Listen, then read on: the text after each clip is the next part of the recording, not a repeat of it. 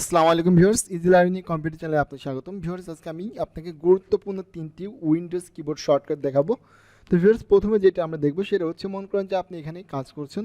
এখন কাজ করার ক্ষেত্রে হয়তো বা আপনি একের অধিকবার আপনি কপি করছেন, বাট আপনি কোন কোন বিষয়গুলো কপি করছেন ওটা আপনার মাথায় নেই বা আপনার মনে নেই। সেক্ষেত্রে যদি আপনি বিষয়গুলো খুব সহজে দেখতে চান, জাস্ট আমরা কিবোর্ড থেকে উইন্ডোজ বাটন চেপে ধরে যদি আমরা ভি বাটনে প্রেস করি, তাহলে কিন্তু আমরা এই পর্যন্ত যত কপি করছি সব কিছু কিন্তু আমরা এখানে সিরিয়ালে দেখতে পাবো। এরপর ভিউয়ার্স, আপনি আবার উইন্ডোজ বাটন চাপ দিলে পর আপনি কিন্তু এখান থেকে বের হয়ে আসবেন।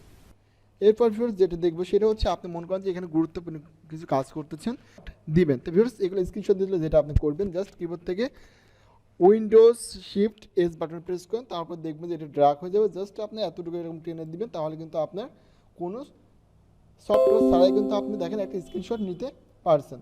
এরপর ভিউয়ার্স, যে বিষয়টা আমি দেখাবো সেটা হচ্ছে, আপনি চাচ্ছেন যে আপনি এখান থেকে একবারে বেরিয়ে আসবেন মাউস ছাড়া, সেক্ষেত্রে জাস্ট কিবোর্ড থেকে উইন্ডোজ বাটন চেপে ধরে ডি বাটন প্রেস করুন, তাহলে কিন্তু আপনি একবার এখান থেকে বেরিয়ে আসছেন। তো ভিউয়ার্স, ভিডিওটি ভালো লাগলে অবশ্যই একটি লাইক করবেন আর চ্যানেলটি অবশ্যই সাবস্ক্রাইব করে রাখবেন। ধন্যবাদ।